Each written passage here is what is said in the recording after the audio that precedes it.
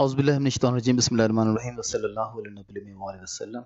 Okay students, today we are going to learn present perfect tense के present perfect tense जो है उसके active और passive sentences कैसे बनते हैं। और present perfect tense आप अच्छी तरह जानते हैं कि ऐसे जुमलों के लिए या ऐसे कामों को बयान करने के लिए इस्तेमाल होता है जो कि मुकम्मल हो चुके होते हैं माजी करीब में।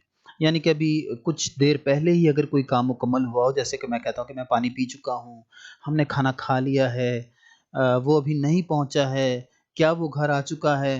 तो ये चुका है, खा लिया है, ये वो इस किस्म के अंदाज़ में जब आप सेंटेंसेस को बयान करते हैं, तो आप प्रेज़ेंट परफेक्ट टेंस जो है उसको यूज़ करते हैं ऐसे कामों के लिए जो कि थोड़ी देर पहले ही मुकम्मल हुए होते हैं। और इस लिहाज से जो है आप यहाँ पर देखें कि मैंने अफ़र्मेटिव, नेगेटिव और इंटरोगेटिव सेंटेंसेस मुख्तलिफ़ किस्म के जो हैं लिखे हुए हैं, उनकी मिसालें दी हैं यहाँ पर। और इन मिसालों को समझने के बाद हम एक्सरसाइज़ेस को करेंगे और उसके बाद जो है मैं कुछ मज़ीद आइडियाज़ आपको दूँगा कि आप इनको कैसे प्रैक्टिस करना है। तो let's begin. I have informed him, मैंने उसे इन्फॉर्म कर दिया है। यानी कि सब्जेक्ट के बाद जो है आप हैव या हैज़ लगाते हैं, ठीक है? और उसके बाद जो है आप वर्ब की थर्ड फॉर्म लगाते हैं जैसा कि तो यहाँ पर जो है आई हैव इन्फॉर्म्ड हिम, मैं उसे इन्फॉर्म कर चुका हूँ। और जब आपने इसको पैसिव बनाया तो आपने हिम जो कि आपका यहाँ पर ऑब्जेक्ट है, आप उसको उसकी सब्जेक्ट की जगह पर लाए।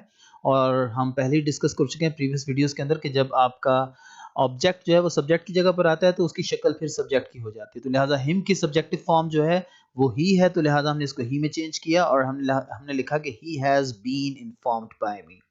तो अब यहाँ पर क्या तब्दीली आई कि आपने जो है ही के बाद जो है हैज़ लगाया, क्योंकि ही के साथ हैज़ लगता है, और उसके बाद आपने बीन का इजाफा कर दिया और वर्ब की थर्ड फॉर्म को आपने वैसे का वैसे ही रहने दिया और आपने बाय लगाकर आखिर में आपने सब्जेक्ट को उसकी ऑब्जेक्टिव फॉर्म के अंदर लिख दिया। तो ये आपका अफर्मेटिव सेंटेंस हो गया, जिसे आप मस्बत जुमला भी कहते हैं। अब आप इनकारिया जुमला देख लीजिए कि we have not helped them, हमने उनकी मदद नहीं की है। तो इसका एक्टिव आप देख लें स्टूडेंट्स कि आप सब्जेक्ट के बाद हैव या हैज़ लगाते हैं और उसके बाद आप नॉट लगाते हैं और वर्ब की थर्ड फॉर्म लगाते हैं और फिर ऑब्जेक्ट आ जाता है। लेकिन जब आपने इसको इसके पैसिव वॉइस में तब्दील किया तो आप इसका ऑब्जेक्ट जो है वो सब्जेक्ट की जगह पर लेकर आए हस्बे मामूल, और उसके बाद आपने लिखा कि they have not been helped by us. तो एग्जैक्टली यानी कि यहाँ पर जो है have not been, has not been, यानी कि बीन का इजाफा होता है जब आप प्रेजेंट परफेक्ट को उसके एक्टिव से पैसिव में लेकर आते हैं। सब्जेक्ट जो है वो ऑब्जेक्ट की जगह जाता है, ऑब्जेक्ट जो है वो सब्जेक्ट की जगह जाता है और वर्ब जो है वो अपनी थर्ड फॉर्म के अंदर ही रहता है। तो they have not been helped by us. उसी तरीके से इसका सवालिया जुमला देख लीजिए कि हैव यू डिसीव्ड हिम, कि क्या तुमने उसे धोखा दिया है।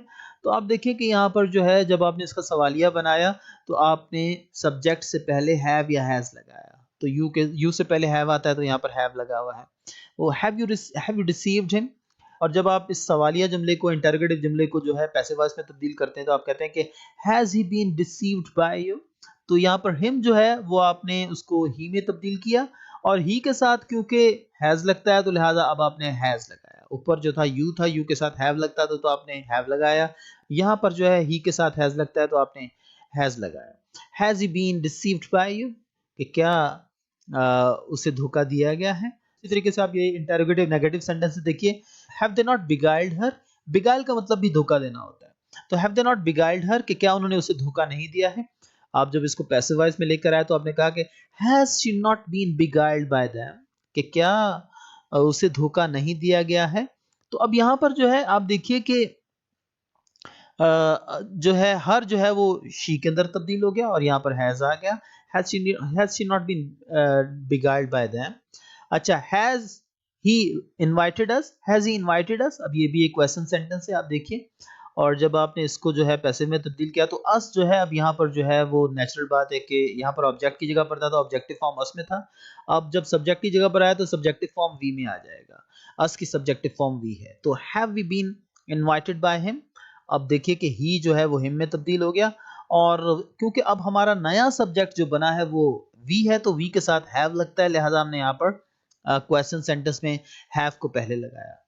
तो क्वेश्चन सेंटेंस में हमेशा जब आप क्वेश्चन सेंटेंस बनाते हैं प्रेजेंट परफेक्ट का एक्टिव या पैसिव तो उसमें हैव या हैज हमेशा पहले आता है और वो हमेशा सब्जेक्ट की मुनासबत से आता है। और पैसिव में जो है हम बीन का इस्तेमाल करते हैं और एक्टिव के अंदर हम बीन का इस्तेमाल नहीं करते हैं। तो ये कुछ इंपॉर्टेंट बातें होगी स्टूडेंट्स प्रेजेंट परफेक्ट एक्टिव और पैसिव के हवाले से। यहाँ पर जो है आप कुछ एक्सरसाइजेस देख लीजिए।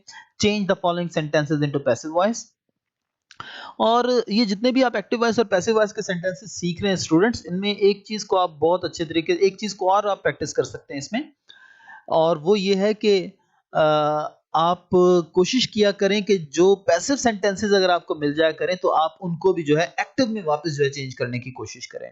तो इस तरीके से जब आप अपने जहन को मुख्तलिफ तरीकों से खेलेंगे आप इस लैंग्वेज के साथ, तो आप इसकी जो इन डेप्थ अंडरस्टैंडिंग है आपकी, वो और ज़्यादा मजबूत हो जाएगी। और दूसरा ये कि आप रीडिंग ज़्यादा किया करें। जितना ज़्यादा आप रीडिंग करेंगे, और रीडिंग के दौरान भी जो है आप देखा करें कि कौन कौन से टेंसेस के जुमले यूज़ हो रहे हैं, आया कि वो एक्टिव में हैं या पैसिव में हैं, और उनकी कंस्ट्रक्शन किस किस्म की है। चलें कुछ एक्सरसाइजेस को करते हैं। आई हैव वार्नड हिम, मैंने उसे वार्न कर दिया है। तो क्या होगा?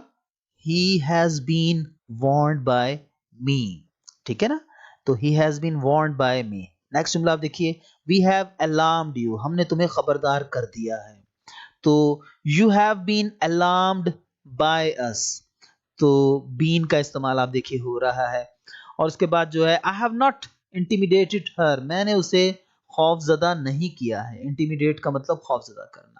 तो अब आप जब इसको पैसिव में लेकर आएंगे तो आप कहेंगे कि she has not been intimidated by me. और उसी तरीके से आप देखिए कि हैव आई ब्रोकन इट, कि क्या मैंने इसे तोड़ा है?